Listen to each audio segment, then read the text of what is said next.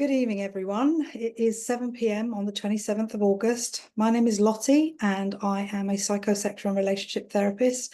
This is the August Live, and we are going to be looking at the reasons for lack of sex within relationships. Before I start with that, and we're going to go a little bit deeper than just giving you a list of why they don't happen, but we'll come back to that in a minute. So welcome, everyone. I'm sure as people join me, if they choose to, I'll let them in, and the recording will be put on Facebook, as you know. This will be done on Thursday or Friday of this week, and this is being recorded. So if you do join me tonight, just be really, really mindful about what you say. If you want to share something about yourself, just remember that it will be sent to the Facebook page. This is a collective, so there will be couples here and also therapists. And my main aim tonight is to talk about couples and how they are not interacting with each other in an intimate and sexual way. Just want to mention the membership that's going on. We have an opportunity for a membership subscription that you pay for. It's 2 drop-in sessions of supervisions a month, so you can choose which one you come to. We also, Fee and I, do lives as well. So all the information to do with couple work, we will send you this. I will do a live about relationships, about imago dialogue, traits, all of it. So we will put it in lives for you, only 30 minutes, and it gives you the opportunity, if you are a therapist and working with clients, but also for couples if they want to learn a little bit more about the work that I do and learn how to do it. Okay, and also within the membership, we have guest speakers who come and talk about the way they work with couples. And we might be having some people that are not working with couples and why that is. And that brings me on to the playbook. So we've got a lot of interest with the playbook for 2025. We've run it twice. We ran it last year as well. This year, actually, March till June, very successful. We've got a Facebook, a WhatsApp group that's still going. We're all interactive with each other, so we really look forward to you looking at the wait list and being put on it and showing your interest, and that will start in March till June. So we really look forward to that. And it actually, the information that we've been given back from it is that it's been life-changing, relationship changing, and very much an individual change for the practitioners that have been on it. We do it in a way that gives you the opportunity to look at your business model and how you work with couples and how you go forward with it. So some people that are really scared to work with couples, usually because of the conflict that might ensue in the sessions, this has given them the confidence to go forward with it, which is fantastic. And we get all that feedback from the WhatsApp, which is great, and we encourage each other. So if you're interested in that, please look on my website and look for the playbook. So let's talk about why there's a lack of sex in relationships at the moment. So when I see couples and they come into my sessions, the way I work is I'm profiling the couple. So they give me all their information and they talk about the family of origin, where they've come from, their relationship script, so how they're dealing with what's going on for them. And what I find is the 2 things that disappear are communication and intimacy. They are the first things that seem to go from the relationship. Now, when we're talking about that, we're talking about, interestingly enough, the practicality things go up. Okay, the energy level and the duty of the practicalities go up. So looking after the house, looking after the children, the laundry, school rides, all of the stuff that's practical, okay, even chores, seems to escalate because actually that's the only thing they can talk about that feels safe. So anything to do with intimacy or communication on an emotional level feels a very unsafe place to go. And what we find is that we will find that there's lack of intimacy, lack of communication. And what will happen is it becomes critical when it is spoken about, sometimes contemptuous, but actually stonewalling. This is not something we need to talk about. Okay. So when we feel like within a relationship and our sexual needs or our intimacy needs are not being met, we can feel quite rejected. We can feel abandoned. We can feel alone and lonely. And I'm sure there's a myriad of feelings that go with it as well, but they're the main ones I want to look at. So this breakdown in the relationship has it's like a drip effect. So I've had couples come into me and it's been 5 years, 2 years, 5 years, and up to 20 years where sex hasn't happened. There might have been the odd occasion. I think someone said to me once on my birthday, which makes me really sad. So what we're looking for is reconnecting couples if they want to commit back to the relationship and finding out why this lack of intimacy is happening. So the way I look at this space is we've got two people that are sharing a space that have become strangers sexually. And what we want to do is talk about the contract, the unwritten contract that is between them that talks about friendship, intimacy, and sex, because that's what I think a relationship is made up of. Okay, you can disagree with that if you want to. Somebody else might have a different view on it. My contract is really simplistic. So the friendship that you form when you're first getting to know each other, and then when we start being more intimate with each other, the friendship's still there, but actually we're going a little bit deeper within the relationship, and then the sex. This is unique to that couple. This is what they're sharing. It's beyond all others. So when we think about that, we are talking about the relationship where we feel quite lost in it. We feel like we're giving ourselves over to agreeing that there is no sex to it. But also while we're doing that and wondering how this has all come about, we're feeling resentment along the way. So we need to really think about, what is your contract? What did you start off with? So I've talked about Harville Hendrix quite a few times, the ideal stage, so ideal, ordeal, and real deal. And the ideal is when we first meet somebody and we have that flutter, that real sort of like butterfly feeling and everything. It's a fantastic feeling. It's dopamine at its best. But what we're trying to do is recreate that all the way along in the relationship, and that's not possible because it's quite frenetic. It's quite fused, and we need to come away from each other, which is the power struggle, to find out who we are as an individual and then reconnect back. And that sex won't be the same.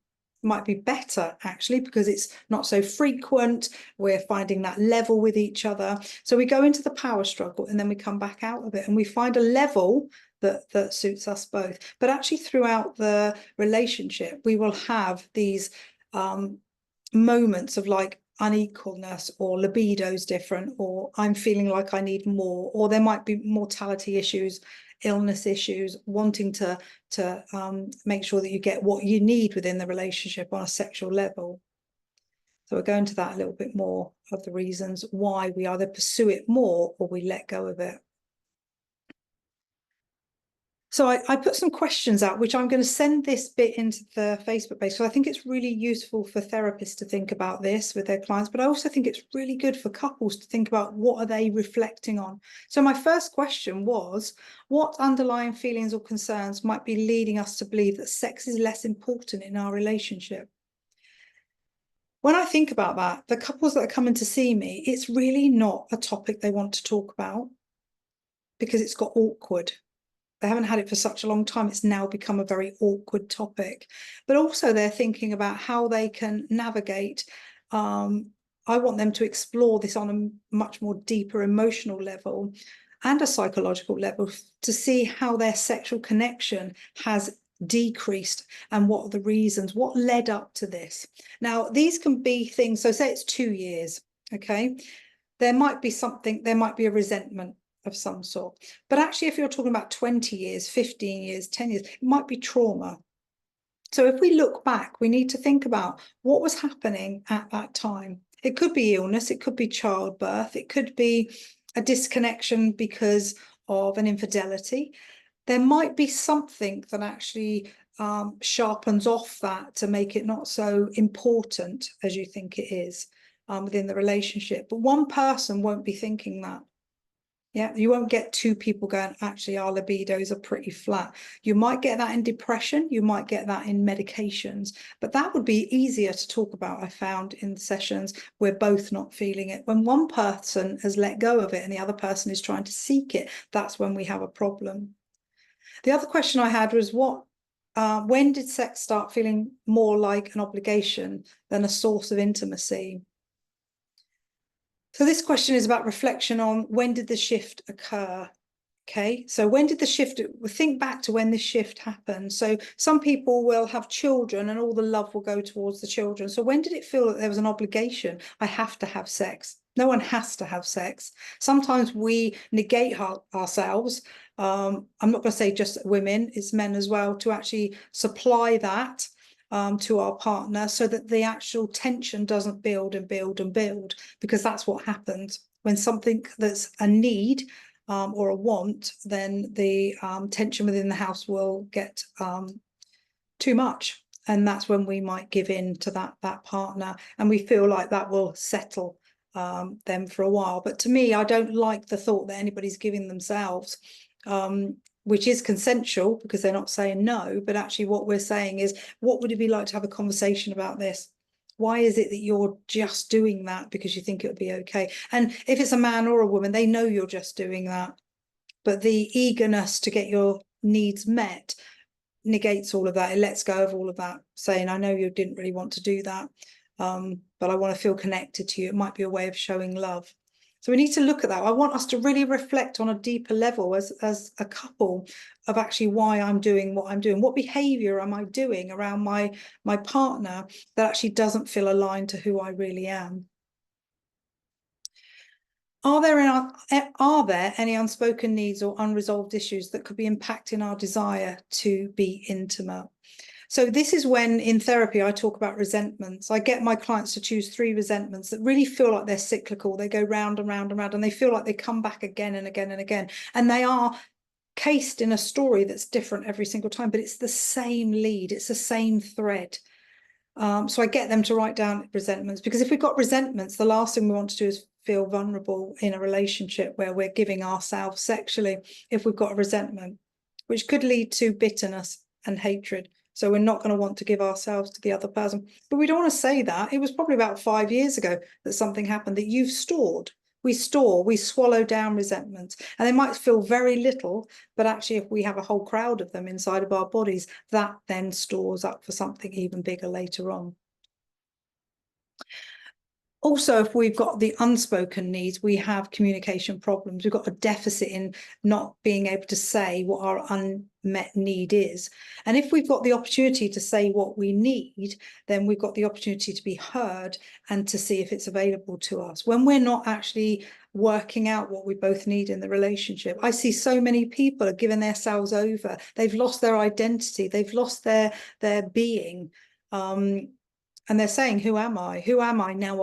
I've collaborated with the relationship so much I've forgotten who I am. And what can happen with resentments is sabotage. You start sabotaging the relationship. So how do we prioritize our aspects of our lives over nurturing physical intimacy? And what might this say about our relationship? So what are you prioritizing as a couple in your relationship? Is work more important? Are your mates more important? Does family come first? Do children come first? Do hobbies come first? This connection that we have, and I'll talk briefly about the Relationship Creed by Tony Robbins, is significant. In our childhood, at times, we won't feel that significant. We'll be trying to talk to a parent that doesn't want to listen. We'll get a good grade that nobody heard. We'll do something fantastic that other people outside of our family of origin can see we've done really well, but we go home to share it and it's not appreciated. This significance will be playing out in your family of origin back then, and it'll be playing out in your relationship now. We can feel insignificant just standing somewhere and going, I'm not being seen. I'm not being heard. I'm not there, even though you are. And that's what's so important with significant. What is taking priority to you two being able to stay on track, communicate with each other, connect with each other, tell each other what you want from each other. I talk a lot in my sessions about differentiation. I believe that we are all an I, which we are, I, thou, wanting to know who we are as an individual. So I talk about our exploration of ourselves, our business of you, being able to think about what is it that I want in the life that I have here. So adventures, exploration, holidays, you know, whatever that might be for you, okay? Interacting with other people on many levels, you know, doing some sort of course and meeting like-minded people. Whatever those ambitions are that you have as an I, they're not gone because you meet someone else. They can be depleted because you meet someone else, because you're trying to merge with their stuff and your stuff. And some stuff has to go. And we've got to work out, did I want that to change? Did I want to give that up? Would I prefer to keep hold of that? And how would that have sat within the relationship? We bring fear into the relationship when somebody starts to differentiate. So if the biggest differentiated people are counsellors, because we go off and we do all this exploration, we do lots of therapy, we do reflection, and we have a different roadmap that gets us to really become more aware of ourselves, which actually can scare our partner. So if we start to, as a partnership, start to read books, you'll get one person that says, let's be more healthy, let's do yoga, let's find out who we are. And you get one person who might be a little bit apathetic, and what's the point? I don't want to do that. The alignment starts to go like this. Okay, you need enough separation to be close, but you need less of a gap, because actually you're starting to lose contact with each other. So go off a little bit there, but so how are we prioritizing our relationship, and how are we prioritizing that intimacy and that sexual space for each other, and making it a priority without a doubt?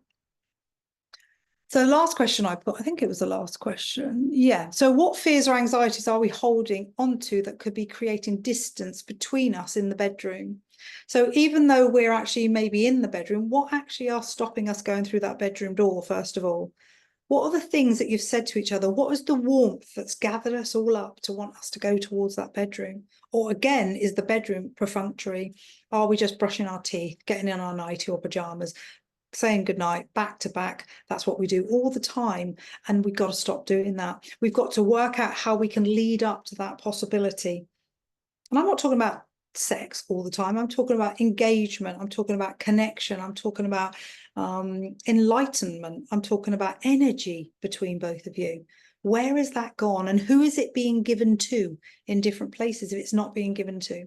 One of the usual things is job. I'm so stressed. I'm giving everything to my job. I've got no, bandwidth, as they call it, to actually give to anything else. Children, I've got so much to do with the children. I just haven't got that bandwidth to do this with anyone else. But the intimacy and the sex is what makes you two unique. That sacred space for you to come into. And we've got to find out why we're saying this is not for me. And there are reasons why we will stop having sex. So Esther Perel talks about the quality of our life is the quality of your relationship. Okay. And I think that's really true. How we have relationships actually defines who we are as a person. Okay. How nice are you in your relationship? And I'm talking about lots of different relationships. Okay. But we're talking about partnership tonight. What are you like? Who have you become? Do you see yourself changing? What is being said on this side that you respond in a way that you don't recognize yourself, and vice versa?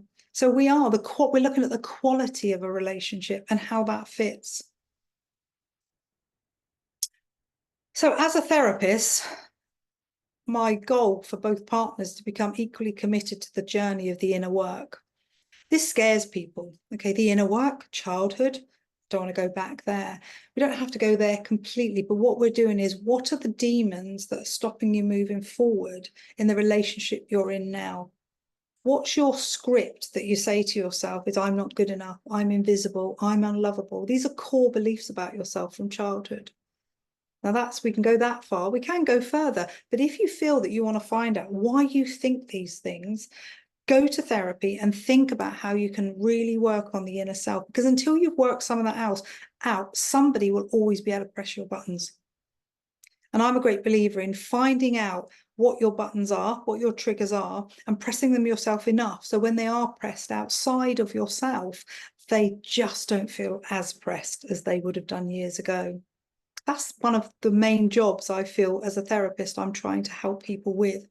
Give them the opportunity to go, I've heard that, I feel that, I'm not going to respond to that. And interestingly enough, when I see couples who know the triggers and then use the triggers, I feel very upset about that, because there's a cruelness to that, being, me and that takes me to a place of real discomfort or trauma. Then we need to say to our partners, you can't do that. I've shared that with you in a vulnerable moment, and I want you to keep that sacred for me. So we will find that one partner is more inclined towards self-healing and growth than the other, which I've already said, and creating friction within the relationship. So we're trying to keep the alignment with each other. What is the belief system? What is the value system for the relationship? And why is it suddenly become this flux that we're not able to relate to each other on an intimate and sexual relationship? Chat-wise, about practicality, absolutely better than they've ever been, because that's safe. Okay, that wasn't safe a little while ago. Somebody saying I'm doing more than you, but actually, because the sex has diminished, we haven't got a platform for that anymore. The practicalities seem to come into a real alignment of their own. So this could be seen by the therapist for the couple who are not working towards trying to align their self-avoidance or ambivalent behavior. So what we're trying to do is, as a therapist, is navigate the disparity between both of you and create a roadmap that brings the couple into alignment. So we are going to be looking at what could be the reasons for the lack of intimacy. And this can be a really painful journey, okay? There are things on the list that will make you think, I don't think I could say that. I don't think I could be like that. But if you're thinking it, the other person might be there already. They might not be liking what they are thinking about themselves or about the relationship or the sex that you've been having.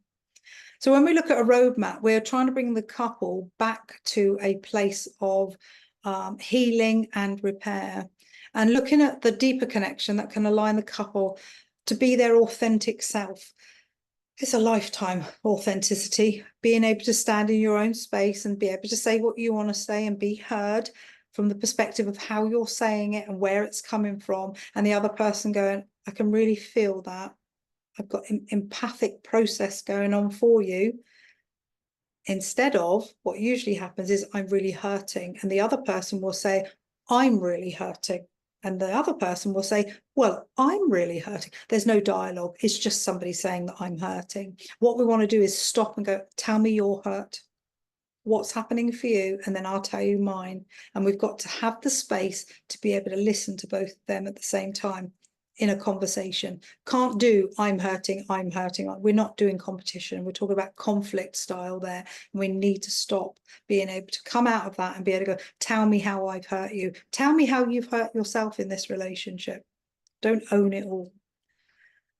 Okay, so find your authentic self whilst being in the relationship. But that sentence, like, find yourself tomorrow, it's really easy. It's not easy.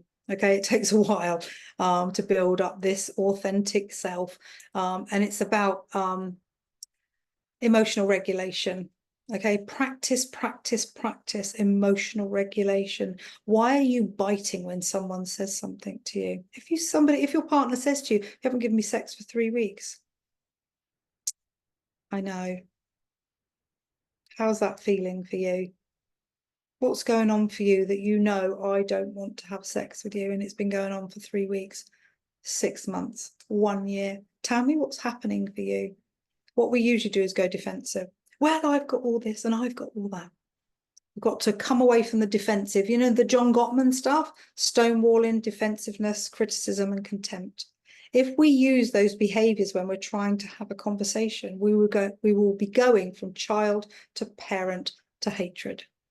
And what we've got to do is actually emotionally regulate ourselves to be able to listen. So how do we do that? We are looking at creating a foundation of understanding. How can I understand you and you understand me? Well, the only way to understand each other is to listen, actively listen. Not just listen, so there's pseudo stuff. You've got your phone in your hand, you've got a child maybe crying and somebody's trying to say, I really need to speak to you, I've got something really important to say to you. These are the moments that you need to listen. Because one thing I don't want, and I do get in my therapy room, is I've said it many times, what I'm going to say to you now is put your phone down, let's give the baby a bottle, and I'm leaving. What we've got to do is take note of all these things that are going on in between before we get to that stage. So what we need is a foundation of understanding, communicating in a crucial way, so you're openly sharing your desires and your wants and your needs with your partner. I feel insignificant within this relationship. I'm lonely and alone, and I don't know what I'm doing here. It's a big statement, really hard to hear, but it might get the other person to stand up and go, I didn't realize it was that problematic. I didn't realize we'd got to that stage, got to really actively listen to each other. And the power of active listening is to be able to put yourself in their shoes, being able to say to them, I want to explore that more. I can hear what you're saying. I can't totally feel it because it's your stuff, but I want to be curious about what that means to you. I want to actively listen and really understand where you're coming from. And this, I'm hoping, will promote somebody not going around in circles saying, you did this, you did that. We're not doing that dialogue. We're going, I feel this in the relationship. For me, this is what's happened. And this is how I'm feeling about what's happened. So we've got a dialogue where the other person is taking complete control of their I and saying to them, this is me, and I'm giving it to you to listen to, and I want you to hear it from my perspective, not how you're hearing it for your perspective to either be defensive or critical about it. Then the cornerstone of any understanding is empathy. I want to really hear what you're saying. Empathy and communication are vital for relationship growth. And that's what we're looking for in a relationship. You think about the developmental stages of a child. We look at them all the time, 0 to 3 months, 3 months to 18 months, that sort of stuff. But we never think about it in that development stage of adults. We sort of do it in teenagers, but when we get to adults, it's almost like, right, rite of passage, you're already there. There's so many developmental stages from 20 to 30 to 40 to 50 to 60 to 70 and beyond. Okay, we change all the time, and the growth spurts that we have are significant to ourselves. That's why the conflict happens within relationship. Conflict is growth trying to happen. It's trying to get you to think about where you want to be next in the relationship. The fundamental things that you loved when you were in your 20s and probably early 30s, late 20s. When you get to your 30s, you go, I don't like that anymore. I don't like that language. I actually don't like that sexual position. I actually don't want to be talking like this or behaving like this. Who am I becoming within this relationship? So the importance of empathy is to be able to be curious. Tell me more so I can be so empathic and be on your wavelength that actually I won't misinterpret what you're saying to me. And we're looking at bridging the gaps. Okay, if there's a gap in communication, you will just assume what it is and you will make it up. And then you're both on different paths going in different directions. So the importance of the inner work is to find ourselves being drawn to the partner who have traits of their family of origin. So this is why the inner work is so important, because what's happening in your relationship is a replica of what you had happen to you, with you. And I'm not talking about just trauma, I'm talking about whatever your family of origin is, that will be your template for where you are now. Okay, so you might come from a really secure attachment and you've met somebody who's actually come from a very chaos attachment. Even though that's great, you've come from that, you've paired up with somebody who finds the stability scary, and you might find the chaos not so scary, but not so settling either. So there will be a degree of something either side of it. So the importance of the inner work is actually the journey, the healing of the wounds. And I don't want us to always do that with our partners. I want us to think about going on retreats. I want you to think about going to therapy as an individual. How do I work out what my traits are? What am I doing in the relationship that triggers my partner to respond in that way? Response equals action. Action then equals another response. And then we look at reframing in therapy. So the path to growth. So we're looking at actually, I look at my work as psychoeducational. So I look at it as a university. So you're going there to learn loads of things. You will learn things that you actually seem so simple and you're like, I can't believe I didn't know that. But we don't know it. We're not taught any of this within schools. And we are relearning it as we go. So for me, psychoeducation is the most important part of therapy, being able to look at something and it's not working. Why it's not working is to keep doing the same thing. Let's change it up a little bit and see if we get a different result. And we usually do. So So we can do, you know, sort of top service inner work if you want to. We can do in-depth inner childhood stuff if you want to. But at the end of the day, it all is complex. Okay, we are quite, you know, got partnership, two brains, two opinions, two conflict, two families of origins, two maybe religious backgrounds, whatever it might be, two ways of thinking about sex and intimacy. So we need to align ourselves with each other to work out what that all means. What's our value system? What's our moral system? What's our belief system about all of this? And the reward for going into the inner child work is a better relationship, okay? Because then that gives you the opportunity to actually talk about intimacy. People find it really difficult to talk about intimacy and sex. When they come here, they are, and also I have to be mindful because I'm a psychosexual therapist. Some people will not come in with the confidence to be able to talk about it straight away, and that's absolutely fine. But we lead up to it like you would in a relationship and going, we are going to, I'm psychosexual, so we are going to talk about sex. And people know that. But it's like when we're sitting down with our partner, we need to go, right, okay, let's not go straight to, let's just talk about our communication first of all. Let's find a narrative that makes us both feel comfortable with how we want to speak about it. Okay. I'm just going to quickly go through the relationship creed with you because I think it's really important how we align ourselves to each other. And then I'm going to talk about what stops us having a sexual relationship. So the relationship creed is from Tony Robbins, and it's about how we've got 6 things. So 2 are the primal part of us and the other 4 are the relationship process. So one of the things we need as a primal pathway is safety. Now, when we think about talking to our partner about sex and intimacy, we have to feel safe because we're talking about something that's quite vulnerable. Okay, we might have a background, maybe a religious background, or maybe a shy background, or an uneducated background, or not had any sex at all.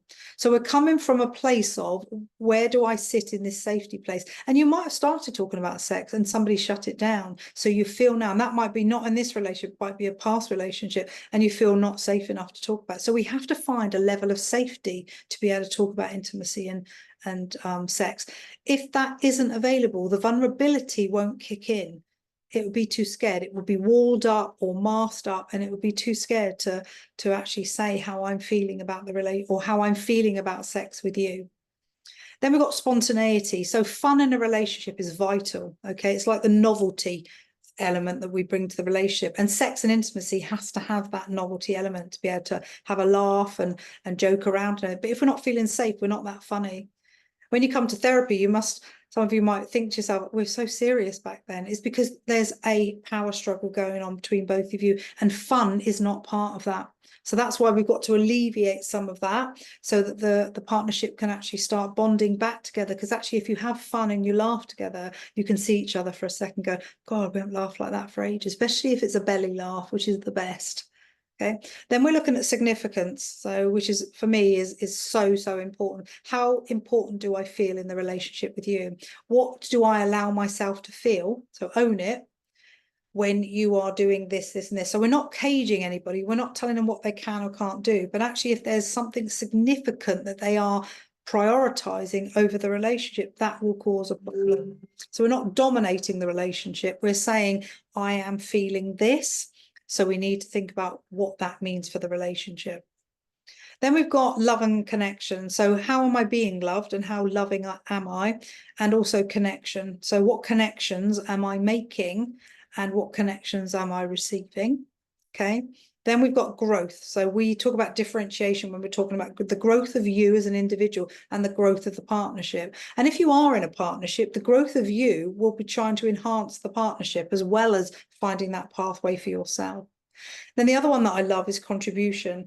Do a contribution above both of you. Okay. I had a couple who came to see me and they went on this, I think it was like Africa or something, I'm not 100% sure, but they said we're not talking enough, so they went to build a toilet somewhere with only a certain amount of bricks and then some corrugated iron, and they had to talk to each other, and they hadn't spoken properly for ages. They were really not aligned with each other. They weren't arguing, they were just stonewalling each other, which was from their family of origin. They were They kept away when things were too ruckus in the family, so they were very quiet. So they were quite a quiet couple, and they went to build this latrine abroad, and they had to talk to each other because there wasn't enough bricks to do one design, and there wasn't enough corrugated iron to do the other design. So they had to talk to each other.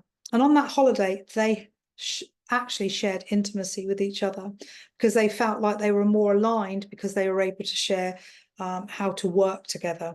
So sometimes that contribution above ourselves, outside of ourselves, volunteering to do something together, actually doing something together as an activity that you both haven't done before. So nobody's an expert. Nobody's the expert and saying, oh, it'd be better if you did it like this. Do something that both of you know nothing about and see how you can navigate the conversation, because you're going to have to talk to each other. So why do we feel they're not talking about intimacy and sex, and feeling that we are more interested in building our empire and believing that everything will be okay? So I get lots of conversations about the house and the car and the investments in business and the buying of the properties and everything. It feels like the pinnacle has gone like that. We've got everything we need, but the emotional side doesn't need to exist anymore because we've made it. It's not true.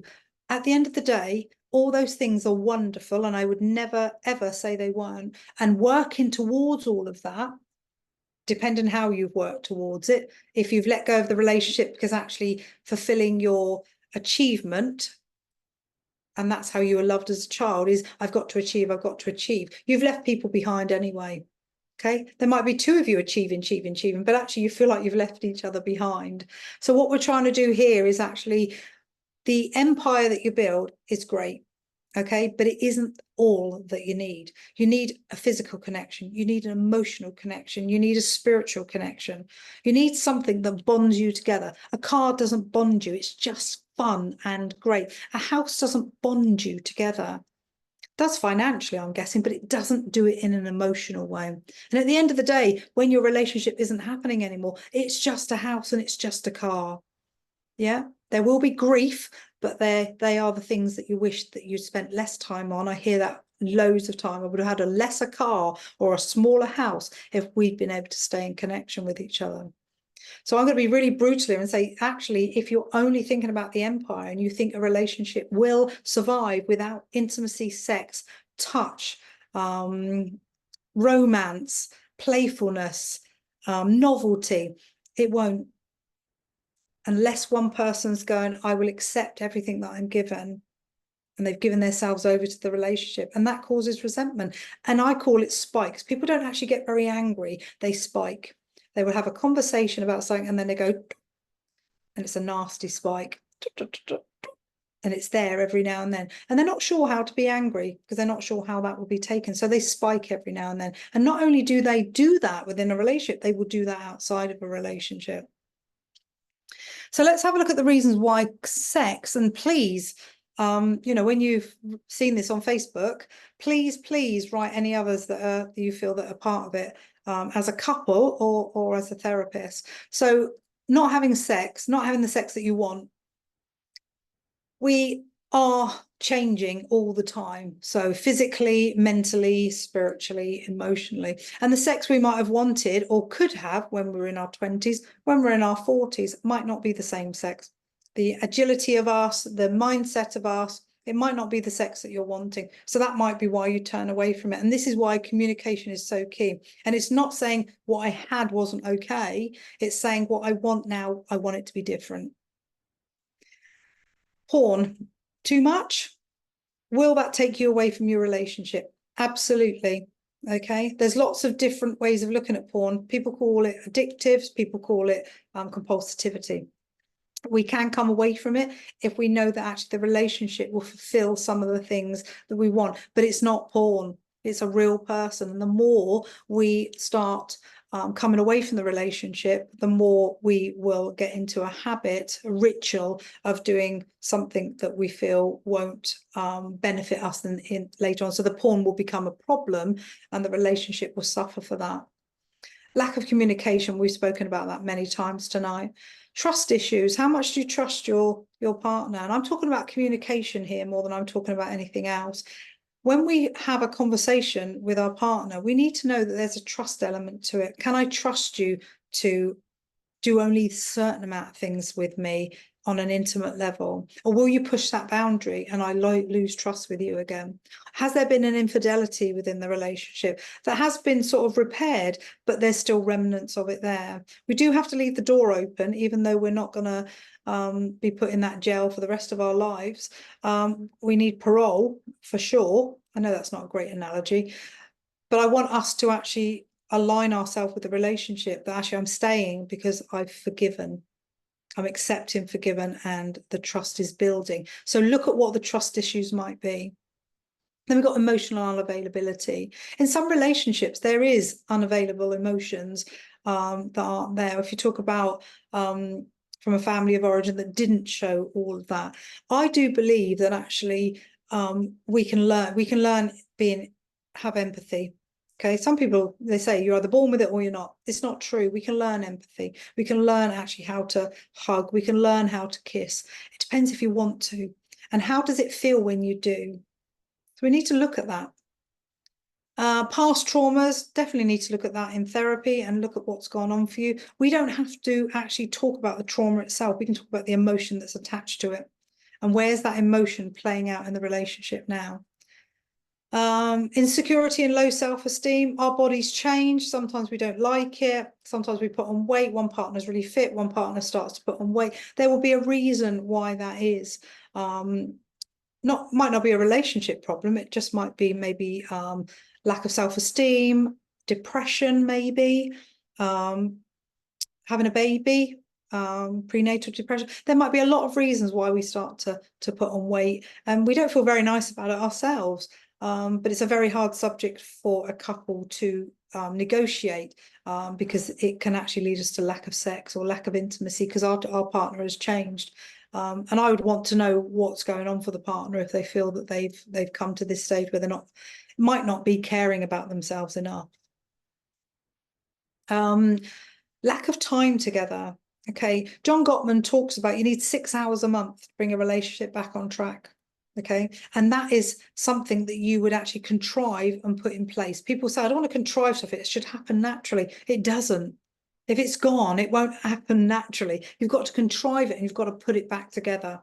Okay, so 6 hours a month, I want you to think about what you can do. Half an hour here, 1 hour there, 15 minutes doing the intimacy talk. How are you? How are you? And not doing anything to rescue each other with it. Just being able to say, how are you? I'm doing good today. Felt a bit low earlier. But now I feel, yeah, I'm okay. I can feel settled. The other person's not doing anything with any of that. You know, why did you feel low later? They might want to own it and go, oh my God, what was happening? What did I do? Not owning any of it. We're just hearing it and saying, okay, what do you need from me? Hug, cup of tea, space, whatever it might be that they ask for. So these are really important things to do. There'd be resentment in all relationships. You've held something, you've swallowed it down and you go, doesn't matter, doesn't really matter.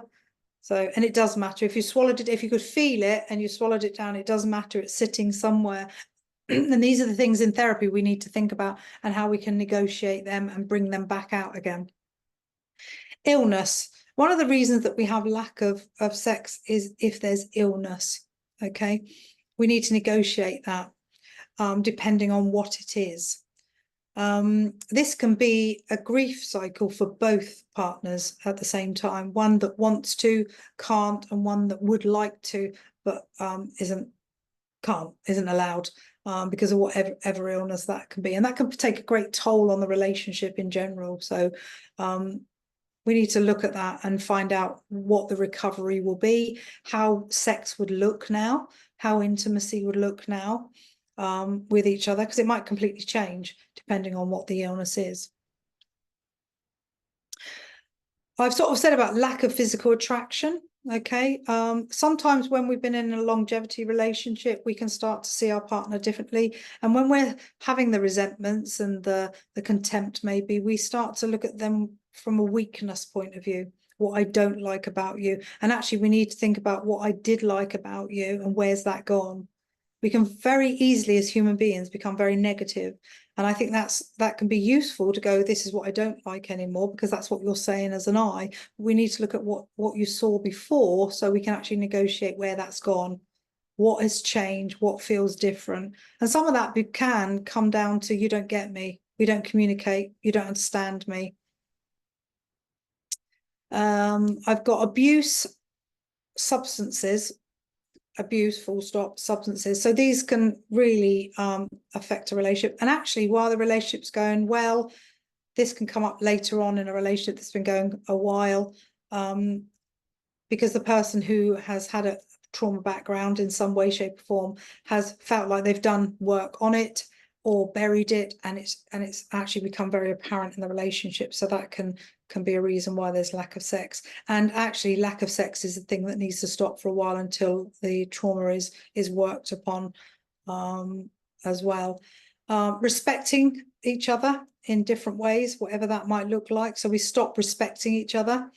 And technology, I'm always saying to my clients, there's a lovely John Gottman card decks which you can talk to your, but again, it's your phones in bed.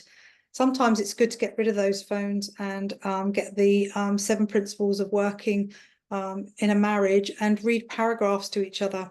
Actually go back old school and start reading different things. Some people like reading, some people don't. But what you do is each paragraph and you talk to each other about it, and then you get to a quiz, and then that enhances the relationships. That's a really good book to get. Jealousy, fighting for attention. Okay, this can be children, this can be family, this can be friendships, this can be hobbies. If we've got a jealousy, an underlying jealousy, there will be some control going on, and that will make us not want to go towards having sex with somebody if it feels like it's being controlled. Fear of vulnerability. Without vulnerability, we can't really exist. We need to be vulnerable to give ourselves over to the person that we're saying that we want to be with. We've got to find that space for ourselves to say, I'm going to share myself with this person. If for some reason that shuts up, the vulnerability has been compromised in some way. We need to actually, that's the depth work. We need to go a little bit deeper and go, why are you fearful? What has worried you or concerned you about you being seen so much that actually I can't go there. So we need to look at that and what's happening there. Work-life balance, does it work? Is work more important? There's so many people now, and I get it, want to retire earlier than 68 or wherever it is now, that they're really ramping up getting the money in, and the work is really a priority, but they're not spending time with their partners or their children. It's sort of an intermittent, separate life to accumulate this wealth, so that when they all get to whatever ages they are to retire, that little nucleus of the family will still be there. It won't be there because there's not enough attention been paid to it. It's like the family is there and the other person is doing this. They won't wait. Dysfunctions, sexual dysfunctions. So anytime that something goes wrong in sex, and do we say it's wrong, really? I don't like that word. I like right and wrong, really. But in bed, if something doesn't happen, is it the end of the world? It can be. If that's set up in the neural pathway that it's happened once or twice, it will set up going, it won't go right. And what we've got to do is get a different mindset. We've got to go into the sex process in a different way. And if we do have dysfunctions, the lack of sex will be the place that it ends up, because actually I don't want to go there. I don't want to be rejected. I don't want to disappoint my partner. I don't want to feel awful, which I do afterwards. And what I say to my partners, if things aren't working, stay in that process of oxytocin. The oxytocin, that the function that sex plays for us, is vital to the relationship, keeping in that love space. It accumulates for women, for the uterus that's expanding backwards and forwards and going back into the same place every time after sex. The oxytocin is times 1,000. And for men, the prostate and the ejaculation, the oxytocin is absolutely huge. So if we're able to still keep in contact with each other, even though things haven't gone right, the oxytocin is still worked. So that gives, what we usually do is go, that hasn't worked. Okay, forget it. It doesn't matter. It does matter. Of course it matters. But what we're saying to each other is, let's still hug. Let's still stay close. Okay, and let's navigate a different way of doing sex. Financial, I'm not going to go into that. Financial debt and problems can stop our libido coming online.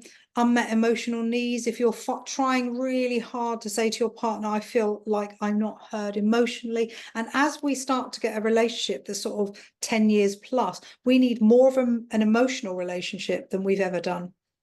Okay, before it was about negotiating, maybe the family and the children and the houses and the cars and where do we want to get to in our future. As we get to a certain age group and we start looking at our emotional needs, they are more paramount than ever. And this is connecting to mortality. This is like, will you be the person if I'm not okay? And we really need that person to get online with us. And having children, what stops us having sex? We've had sex.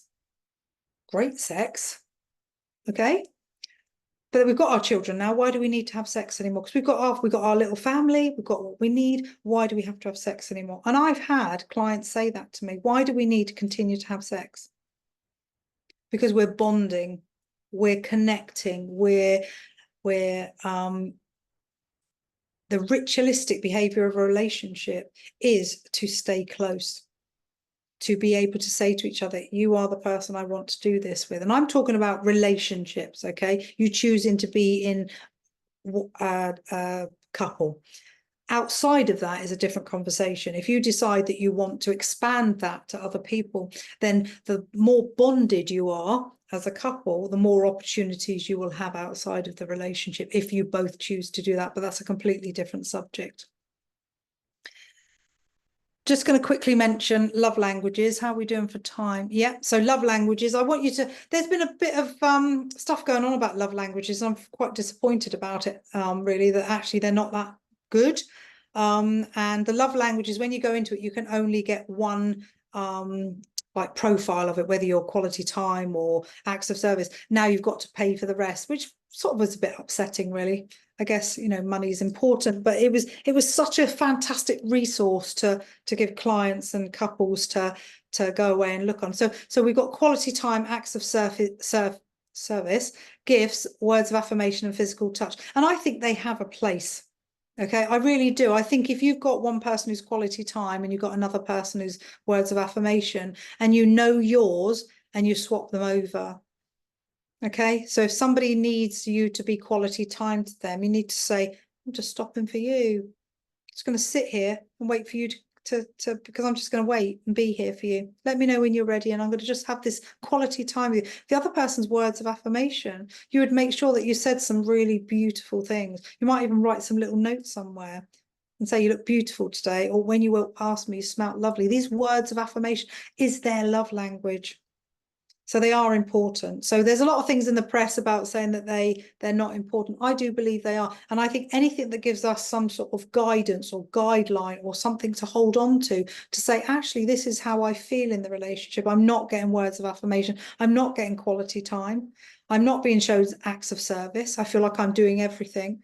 Gifts are not like buying you a Radley handbag. Gifts are being there or doing a little picnic or really simplistic stuff. We don't have to go big at all, because it gives us the opportunity to make it really romantic and lovely.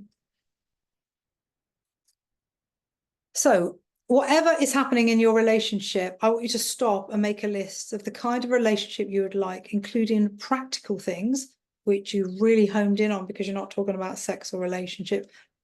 But I also want you to think about your emotional needs.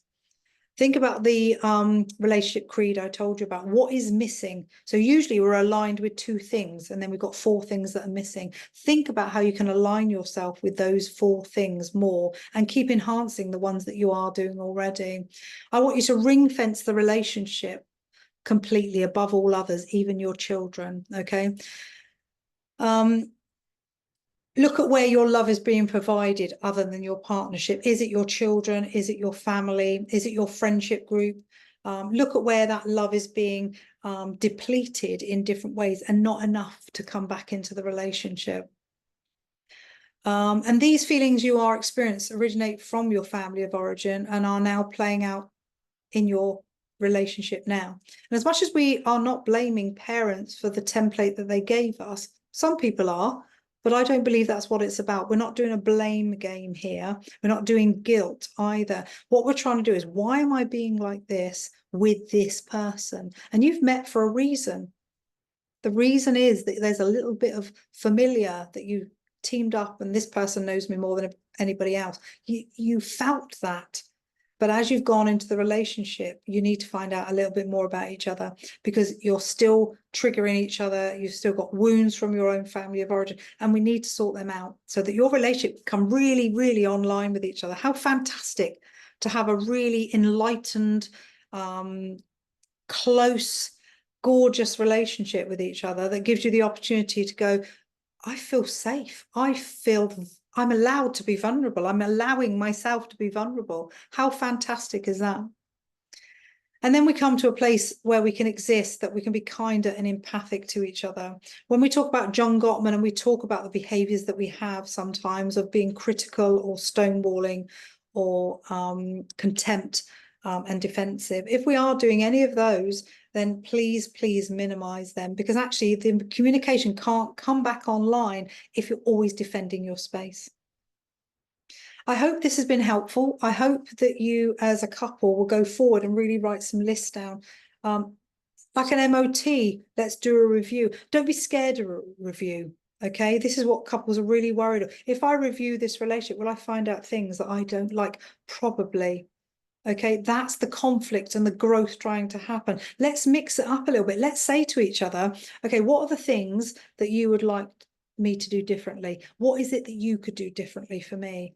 Let's have a chat. Let's have a talk. Let's have a conversation. Let's start the conversation with each other. Okay, I'll see you next time on the live. And please get in touch if you've got any questions. And we'll be putting this on the Facebook page at the end of the week. Lots of love. I'll speak to you soon. Bye.